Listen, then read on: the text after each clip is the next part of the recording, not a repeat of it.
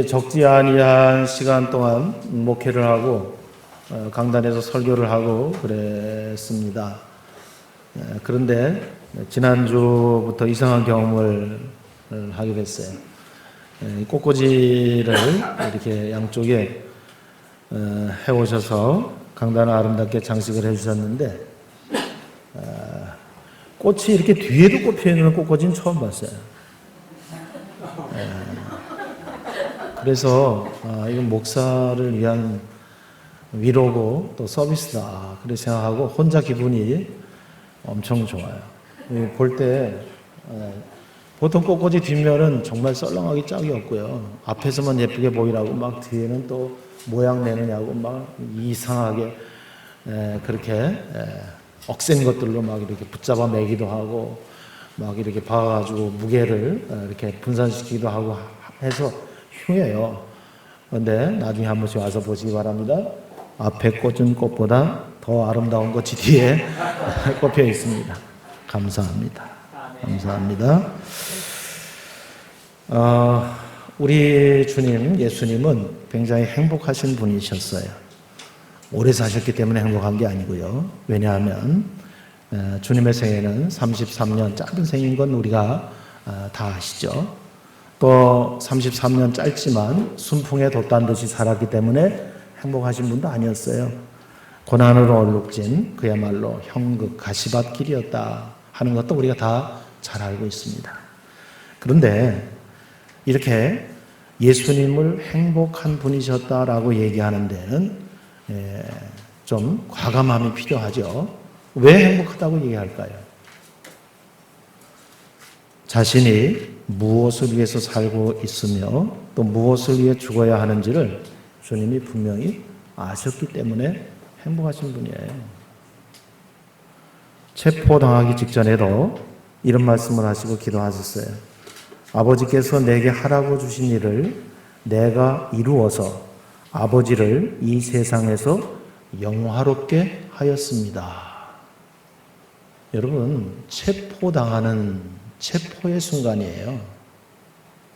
그때 뭐 정말 머리가 쭈삣쭈삣 서고 정말 하얗게 모든 기억들이 지워지는 이런 때 아니겠어요?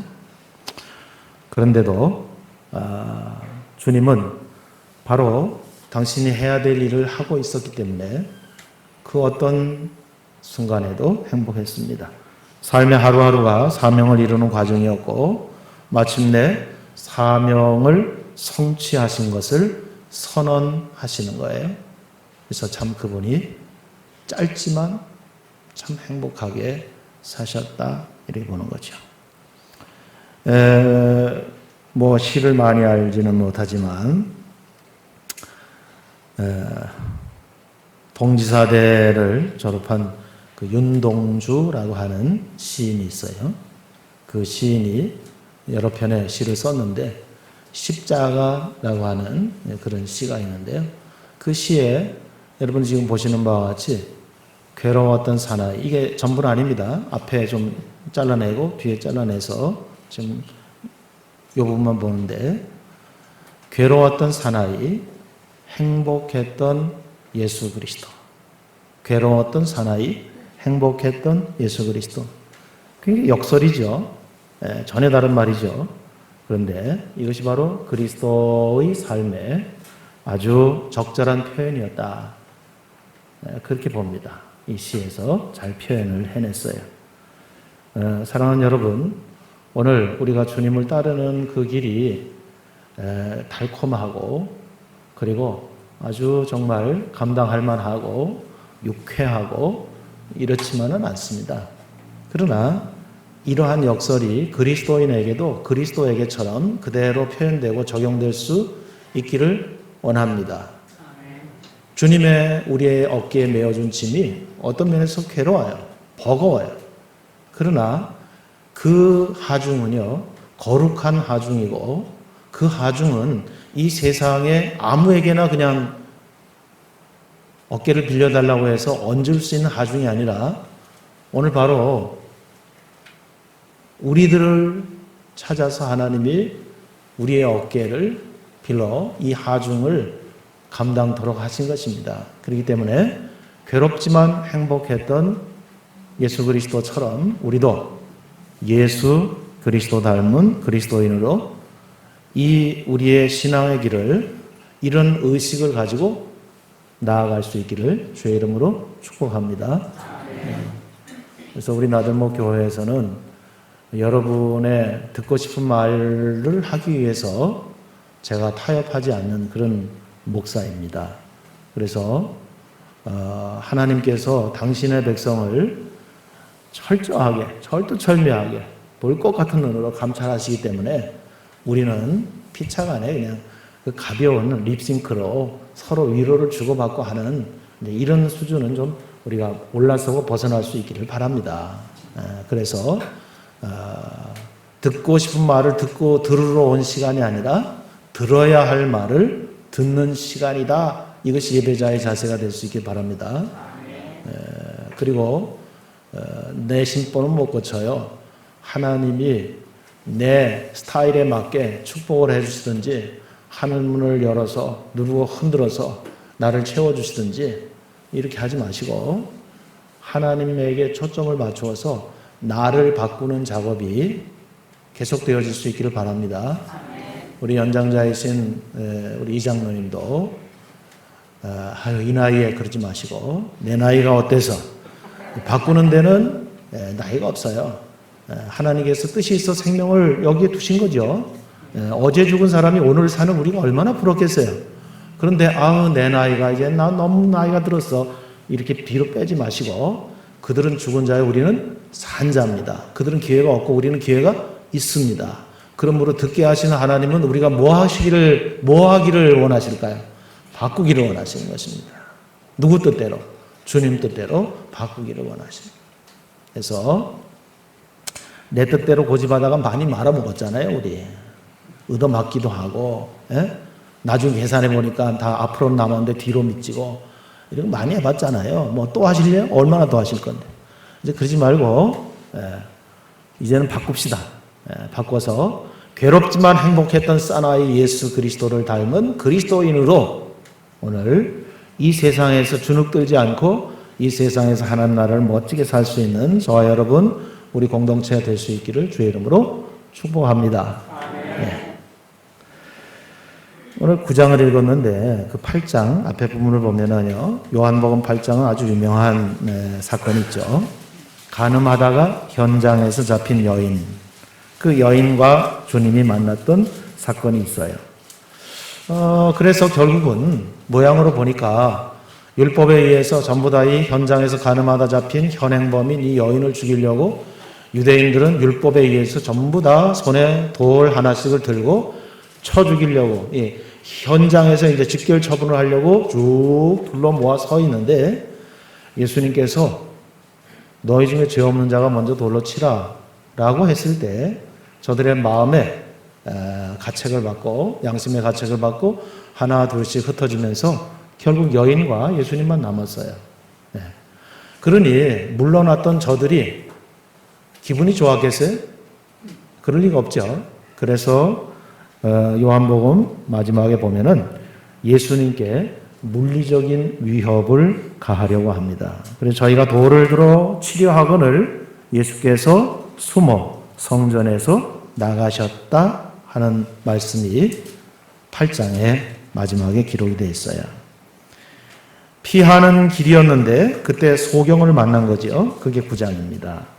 기도하고 기적을 행하시기 직전에 하신 말씀이 바로 9장 4절인데 한번 여러분 같이 보실까요? 9장 4절 말씀.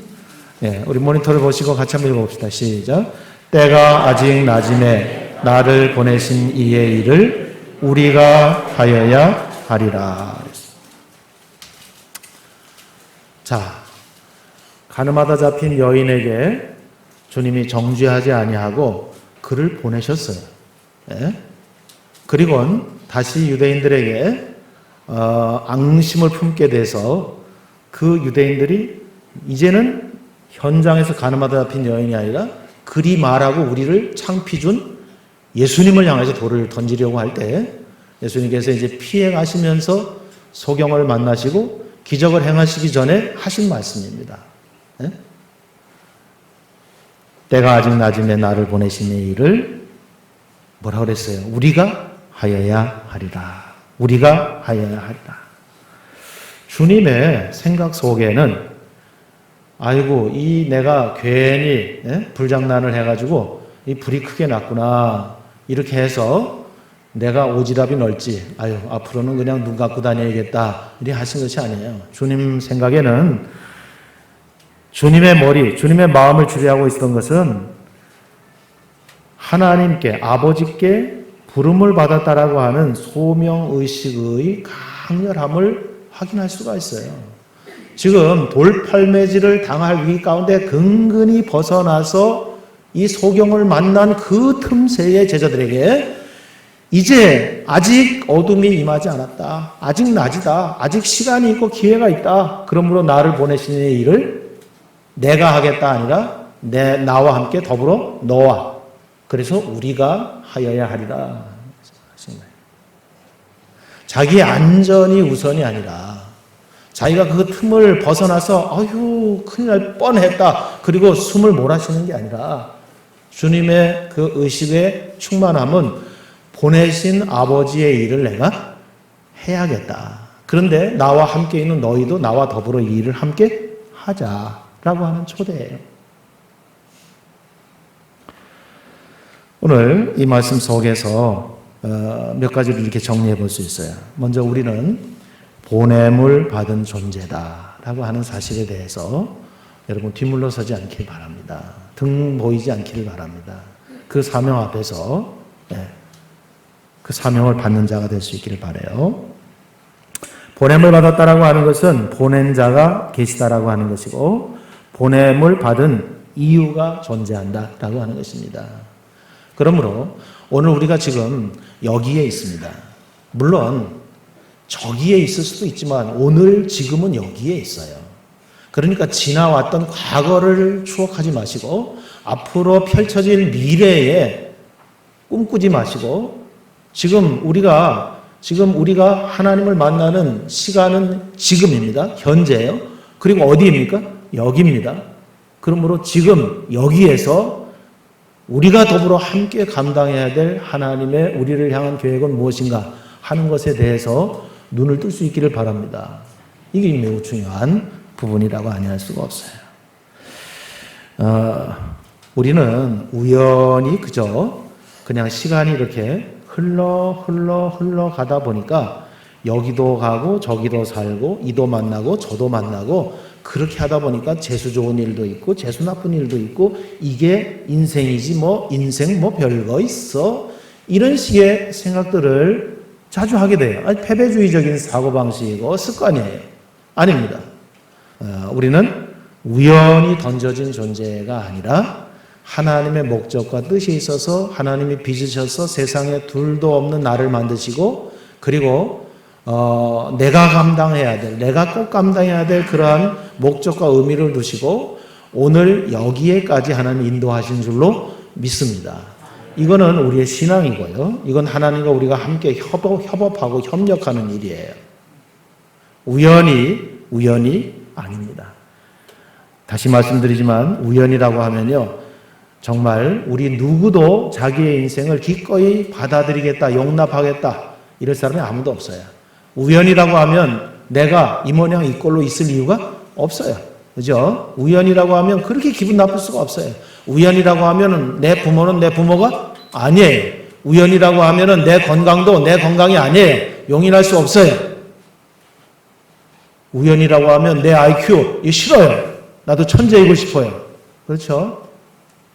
여러분 우리가 우연히 이렇게 약골이고 우연히 이렇게 지능이 떨어지고 우연히 이렇게 이런 집안에서 태어나고 아니라 여러분 우리는 진흙에서 빚어지고 코에 생기를 불어넣어서 생명이 되게 하고 그렇게 하나님께서 의미와 목적을 가지고 이 땅에 심으셔서 오늘 우리를 여기 이곳에 예배자로서 오늘 존재하게 한 것을 의심 없이 여러분이 받아들이고 믿을 수 있기를 바랍니다. 그리고 우리 하나님에 대해서 여러분이 더 잘 아세요. 사랑만 많으신 하나님이 아니라 실수가 없으신 하나님. 후회도 없으신 하나님, 오차도 없으신 하나님, 틀림없으신 하나님. 제가 잘 쓰는 전문 표현 있죠. 하나님은 우리 인생에 쓰레기통이 없어요. 우리는 꽃꽂이를 하다가도 필요한 부분만 쓰고 나머지 잘라야 될 거 아니에요? 자르면 어디로 갑니까? 쓰레받기에 담겨서 쓰레기통으로 가는 거예요. 네. 그런데 하나님은 우리 인생의 쓰레기통이 없으심에 대해서 여러분이 기꺼이 가슴을 활짝 열고 온 마음으로 믿음을 가지고 받아들일 수 있기를 바랍니다. 내 실수와 내 아픔까지도 하나님께서 그걸 어떻게 합력하여 선을 이루게 하실지 기대를 하세요. 부끄러운 일조차도 하나님께서 어떻게 아름답게 사용하실지에 대해서 마음을 열 수 있기를 바랍니다. 내가 쓰레기통을 만들어 두고 이건 틀렸어, 이건 아니야, 이건 끝났어, 그리고 마침표를 찍고 그 쓰레기통을 수시로 사용하시고 하지 마시고 쓰레기통이 없으신 하나님을 믿으세요. 상처 맞아요. 이거 기억하기도 싫은 일 맞아요.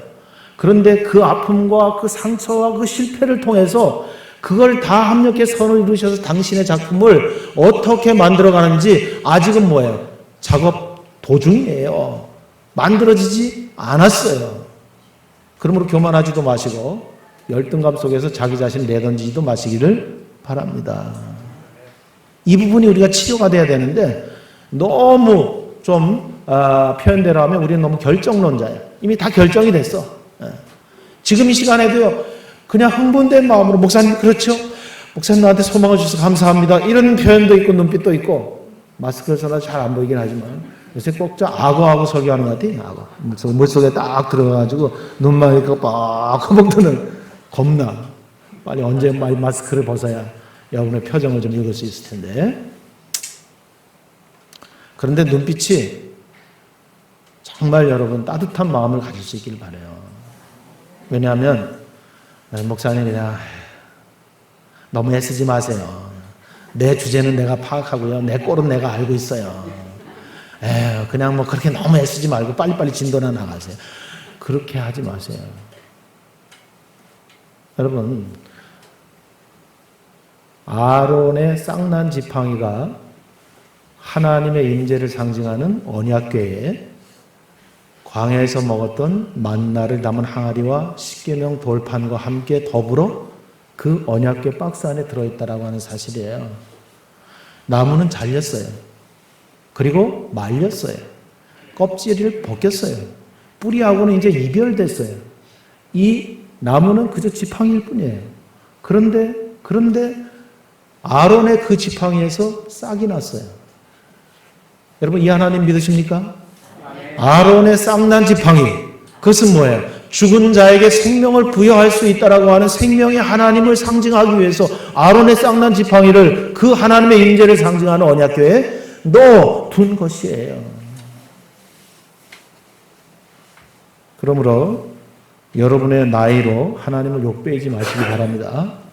여러분의 실패로 하나님을 무능한 자로 만드시지 마시기 바랍니다. 내가 실패했어요. 나이 들었어요. 내가 돈 없어요. 능력도 부족해요. 그러나 우리가 그럼에도 불구하고 하나님을 믿어요. 그 하나님과 한 팀이에요. 하나님과 한 편이에요. 그러므로 나는 무한한 가능성이 있어요. 그래서 예수님 찬양, 예수님 찬양. 예? 이거 아주 오리지널한 복음성가죠.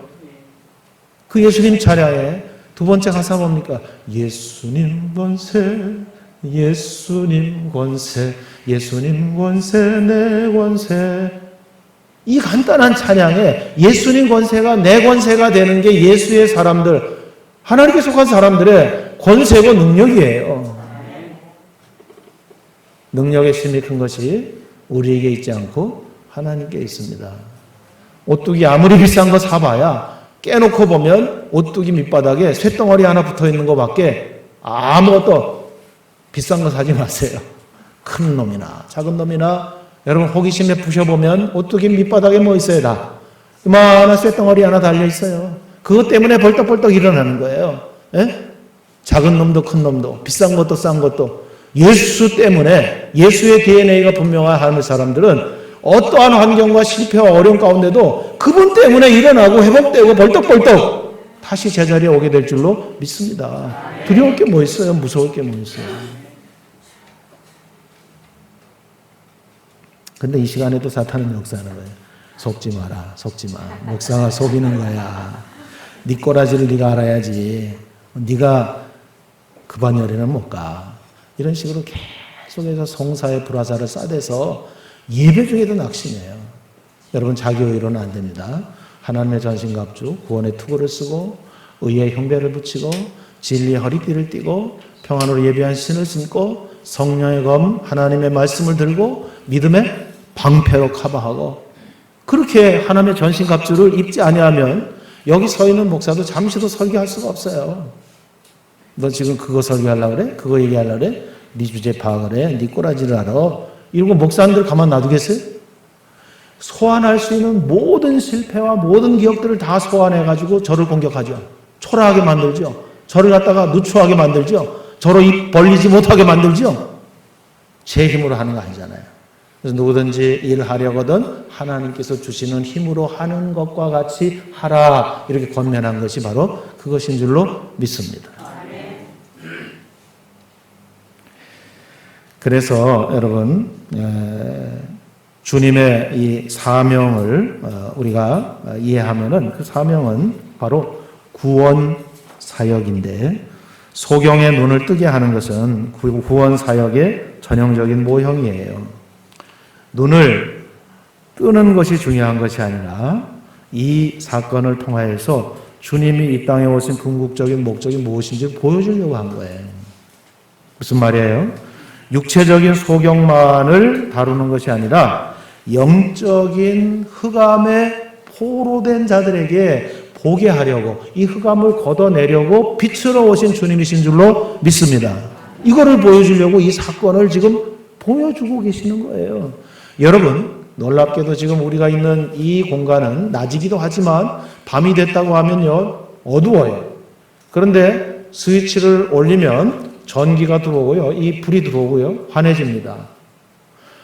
여러분 그 어둠의 그림자를 향하여서 다른 사람의 뺨을 치듯이 허공에 그 어둠을 때려도 어둠은 하나도 안 아파요. 그 어둠을 향해서 칼을 들고 와서 칼로 베어도 하나도 피 한 방울 흘리지 않죠. 그리고 그 어둠을 향해서 많은 욕을 막 수없이 내뱉어도 인격적으로 상함을 받지 않아요. 그냥 그대로 있어요. 총을 갖다 쏴도 총소리만 날 뿐 그대로 있어요. 이게 어둠입니다. 어둠은요, 우리가 연합하고 힘쓰고 애써서 안 돼요. 어둠을 물리치는 건 딱 한 가지예요, 방법. 뭐 있어요? 빛이 와야 돼요, 빛이. 그래서 주님이 나는 세상의 빛이다. 이렇게 말씀하신 거예요. 그거를 알게 하시려고 지금 눈 감긴 자의 눈을 뜨게 하는데 육체적인 치유뿐만 아니라 지금 하고 있는 이 사건을 통한 주님의 그 의도가 뭔가? 너희의 암흑에 가렸던 이 시력과 시야를 펼쳐 보이게 하려 내가 왔다라고 하는 것을 일러주려는 것입니다. 자, 그래서 창조주이신 우리를 지으신 하나님을 바라보게 하고 바른 관계를 맺도록. 그래서 특이하게도 이 사건에서는 침을 뱉어서 진흙으로 이겨 소경의 눈에 바르게 하고 그리고 실로함으로 보내서 씻어보게 하는 좀 비위생적이고 좀 별로 이렇게 추천하고 싶지 않은 그런 방법으로 주님이 이런 치유를 하셨어. 그죠? 요즘 같은 위생관념이 있으면 이렇게 하면은 그거 뭐 하는 겁니까? 그거 더럽게. 더러워서 이렇게 할 거 아니에요? 근데 이게 무슨 뜻이냐면 우리의 시작이 흙으로 빚어 형체를 만들고 코에 생기를 불어넣어 생명이 되게 했다라고 하는 그러한 그 시작하시고 마무리 지신 분이 누구예요? 창조주가 누구예요? 바로 그분이시다라고 하는 것을 또한 그 새에 보여주기 위해서 그와 같은 퍼포먼스를 섞어서 실로함까지 하게 하신 거예요. 실력이 없어서 석연치 않은 방법을 쓴 게 아니라 그래서 삶의 방황을 종료하고 창조주가 심심해서 만든 게 아니라 목적과 의도를 가지고 너를 그렇게 섬세하게, 세상에는 나 같은 남도 남 같은 나도 없는 원본, 진품, 오리지널, 그러한 나를 만들었다는. 여러분, 여기에 눈에 있는 홍채가 다 다르다고 하고 손에 있는 지문이 다 다르다고 하는데, 그리고 우리 속에 있는 각자가 가진 그 유전인자, 이것이 다 다르다고 하는데, 그래서 과학적 수사의 범죄 증거로 이것들이 쓰이고 있는데, 하나님 만드시면 그냥 한 세트씩, 번거롭지 않게 수고롭지 않게, 그러나 하나님의 권세로 똑같은 이가 없게 일란성 쌍생아도 유전학적으로 130여 가지가 상이하다는 거예요.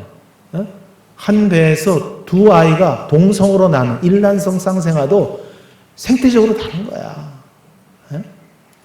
같은 이가 없다는 거야. 같은 시기에 같이 임신이 돼서 같이 출산을 해서도 다르다는 거예요. 그 나를 향해서 한번 칭찬해 주세요. 아유, 참 대단하다. 하나님의 걸작품인 거야. 그런데 한 달 버는 봉급이 좀 적어서 좀 다독이고 싶지 않아요? 봉급에 관계없이 좀 자기를 격려해주세요. 아유, 참 대견스러운 나였구나. 내가 참 대단하구나. 이 일이 나를 만드시기 위해서 하나님이 하신 일이 얼마나 오묘한가. 그래서 시인은 다른 표현을 못하고 신묘막측하십니다 이렇게 얘기했어요. 하나님의 묘하고 측량할 수 없다. 막측하다. 이렇게 얘기했어요. 어머니들이 아이를 낳았지만 아이를 뱃속에서 어떻게 만드셨어요? 그냥 가지고 있었을 뿐이에요. 뭐 어떻게 만들어요? 만드는 과정이나 알아요? 오늘은 이거 하고 내일은 저거 하실 거예요? 아니에요. 자궁이 아이를 견디지 못하고 하니까 뭐예요? 이 자궁이 열려서 생명을 출산하는 거죠. 자궁이 감당할 수 있을 때까지 데리고 있는 거죠. 그게 임신 기간이에요. 우리가 한 거 아무것도 없어요. 하나님께서 하나님의 손길로 생명을 그리 빚으신 줄로 믿습니다. 그래서 아버지께서 나를 보내신 것 같이 나도 너희를 보낸다 라고 주님이 말씀을 하시는 것입니다. 하나님이 주님을 보내신 뜻이 있었고 그 뜻에 주님은 완벽하게 반응을 했습니다. 우리도 주님이 우리를 보내신 뜻을 따라서 오늘 여기라고 하는 바로 이 오늘의 우리의 존재의 이 지점에서 주님과 더불어 최선을 다하는 우리가 될 수 있기를 바라요. 우리는 풍성한 삶의 기초라고 하는 이 나들목의 DNA를 형성하기 위해서 공부하는 과정이 있죠. 한 3달 정도 걸립니다. 그런데 이 풍성한 삶의 기초라고 하는 이 나들목의 DNA, 결국은 예수 그리스도의 DNA예요. 남녀로 다르고 나이가 다르고 배운 게 다르고 집안 부모가 다르고 뭐 집안의 그런 어떤 풍습이나 자기 개개인의 취향과 호불호 이런 기호가 다 달라요. 그런 사람들이 나같이 교회로 모여 있어요.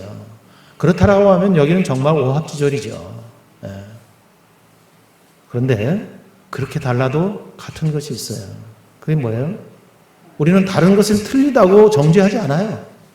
근데 그렇게 다르지만 틀리다고 하지 않지만 정죄하지 않지만 그래도 통일성이 있어야 되는데 그게 예수 그리스도의 DNA인 줄로 믿습니다.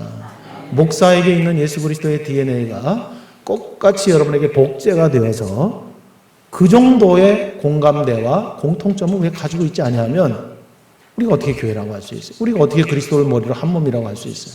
그래서 그 풍삼기에 이 훈련을 하다 보면은 하나님께서 우리를 당신의 백성으로 부르시고 우리의 죄값을 치르기 위해서 아들 예수 그리스도를 희생케 하시고 그리고 우리를 이렇게 회복해서 당신의 자녀를 삼으셨는데 단지 구원받게 하기 위해서 단지 영생을 얻게 하기 위해서 이 목적으로 하나님께서 이 어마어마한 놀라운 우주적인 프로젝트를 진행하신 것이 아니라 이 세상에 너희들이 발을 붙이고 살지만 이 세상 나라에서 이제는 너희가 세상 나라를 사는 것이 아니라 하나님의 나라를 그 세상 나라 위에 사는 것입니다.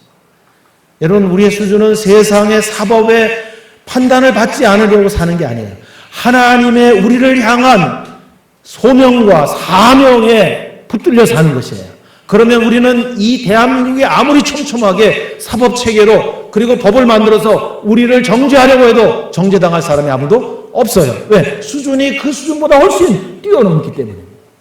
겨우 이 세상 나라의 판단을 받지 않는 수준에서 근근히 산다라고 하면 우리 위험한 사람.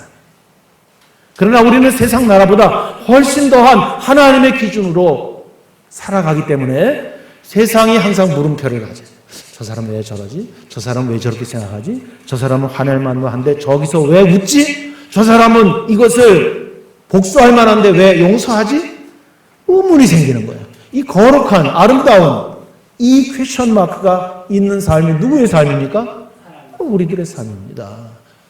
그러므로 우리는 보냄을 받은 자로서 이 세상 가운데서 세상에 취해서 세상에서 더 갖고 세상에서 더 세상 사람 같은 분별하고 구별할 수 없는 잘 숨겨지고 은폐된 익명의 그리스도인으로 사는 것이 아니라 자기를 드러내고 내가 하나님의 사람입니다. 나의 기준은 뉴스입니다. 하나님이 나를 향한 기대는 이것이요. 그 기대를 가지고 사는 것을 그들에게 보여주는 거예요. 때로는 그래서 불이익도 당해. 때로는 그래서 손해도 봐. 때로는 그래서 자존심이 상할 수도 있어요.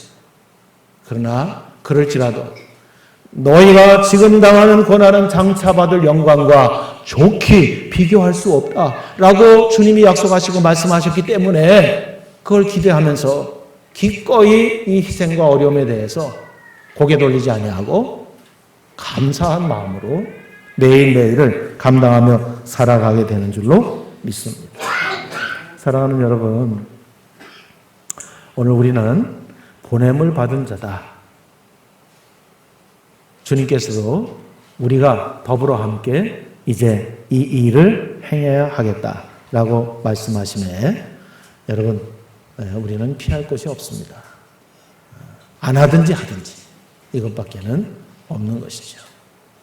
여러분, 이제까지 한국교회가 세상 나라에서 더 출세하고 성공하고 승진하고 돈 많이 벌고 부자 되고 이런 방법들을 늘 얘기했고 축복했고 그래서 한국교회가 기복신앙으로 틀어져 버렸어요. 여러분, 하나님은 이 땅의 재물, 우리가 필요한 줄 아세요. 그러나 이 땅의 재물, 이 땅의 돈이 목적은 하나님 목적은 아니죠. 하나님께서는 우리가 먹어야 될 대상이고 입어야 될 대상이고 집을 갖고 살아야 될 대상인 거 알아요. 그러나 그것이 목적은 아닙니다.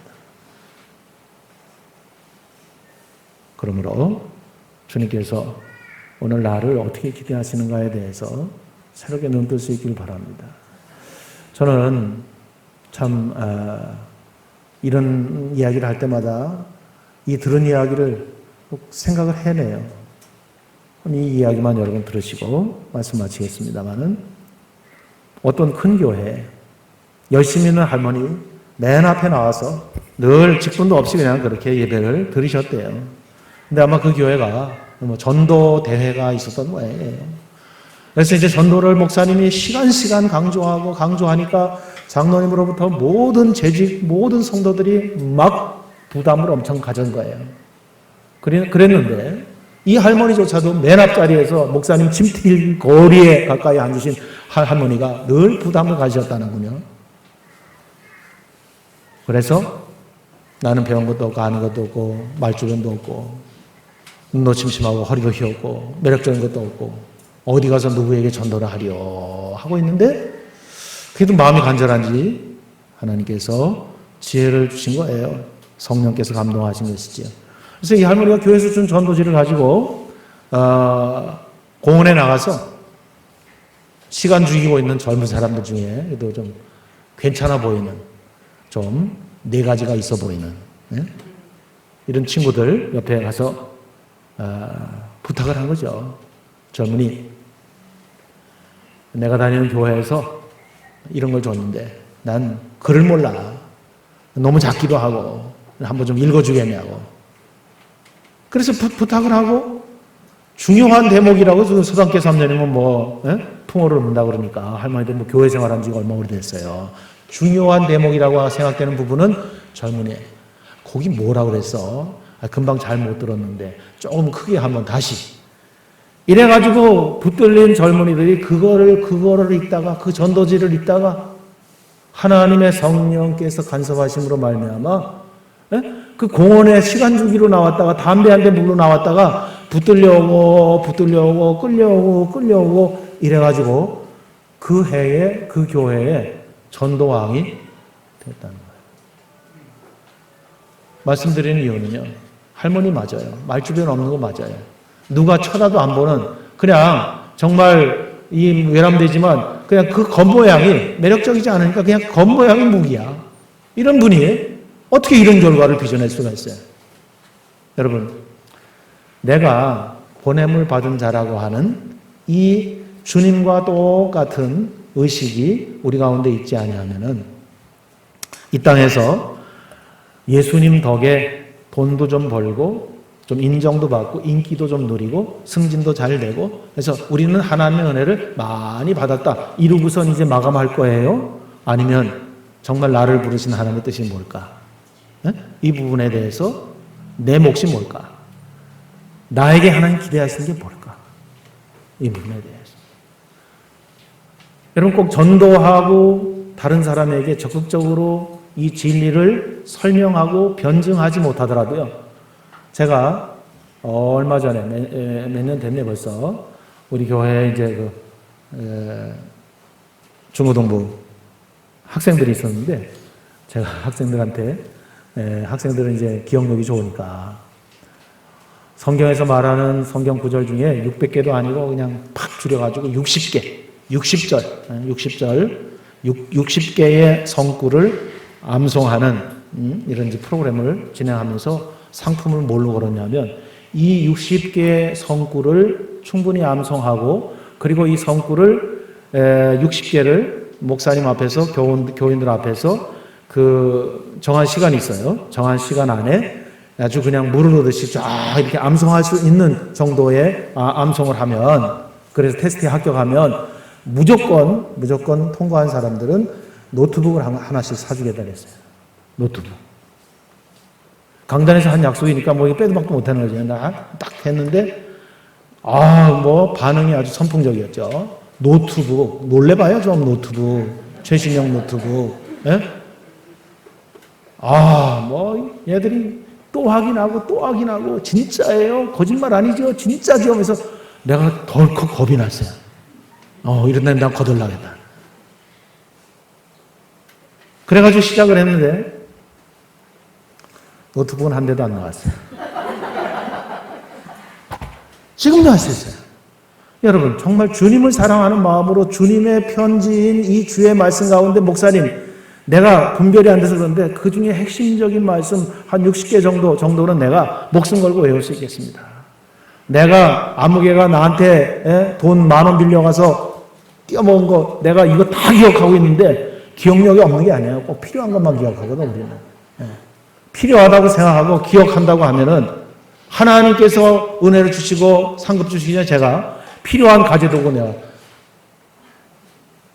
그러게 되면 100만 원어치 눈이 확 띄니까 가스 렌즈를 갖다가 전기 렌즈를 바꿔주든지 뭐가 있어야 될까요? 보답이. 우리 보냄을 받은 자예요. 더럽고 추하고 돈도 안 되고 아무 은혜도 안 되는 많은 잡다한 기억들로 잡동사니로 꽉 채우고 그리고 그렇게 살다가 그렇게 하는 게 아니라 모든 걸 덜어내고 비워내고 거기에 하나님의 말씀을 읽다가 연구하다가 듣다가 너무 안타까워. 이건 내 마음에 다 담고 있어야겠다. 그래가지고 아주 핵심적인 말씀을 담고 있다라고 하면 우리의 삶도 변하고 얼굴도 변하고 언어도 바뀌고 우리 주변에 있는 사람들이 이 사람 바뀌었어 라고 하면서 그 궁금증에 끌려 나오는 전도가 될 줄로 믿습니다. 지금 우리가 이 모양 이대로 가서 교회 갑시다 그러면 뭐라고 했어요? 너나 잘하세요. 너나 잘 믿으세요. 이럴지 몰라요. 너같이 되라고 나보고 가자고 그러는 거야? 에이 싫어. 너나 해. 망가진 너나 계속 망가져. 이게 얼마나 비참한 거죠. 기도하겠습니다. 아버지 하나님, 오늘 우리는 내가 선택해서 우연히 오다 가다 보니 여기 모여서 이렇게 예배하는 예배자들이 아니라 하나님께서 하나하나를 선별하시고 구별하시고 뜻이 있어서 여기 모으시고 힘을 합하여서 하나님의 영광 드러나게 하신 줄로 믿습니다. 사는 형편이 다릅니다. 하나님 하는 기술이 다 다르고 재능이 다 다릅니다. 그러나 하나님께서는 이 모든 것을 다 아구를 맞춰서 합력하여 선을 이루시고 영광을 받으실 줄로 믿습니다. 하나님 뒤로 물러서지 않게 하여 주옵소서. 하나님 등을 돌리고 뒤돌아서지 않게 하여 주옵소서.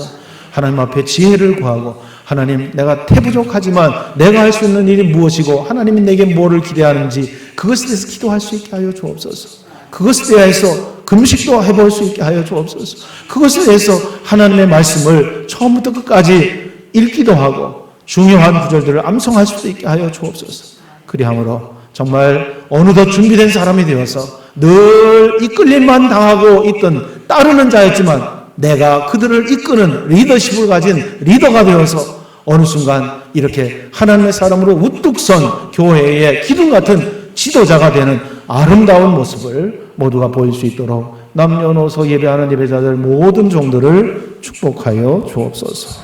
예수 그리스도의 이름으로 기도하옵나이다. 아멘.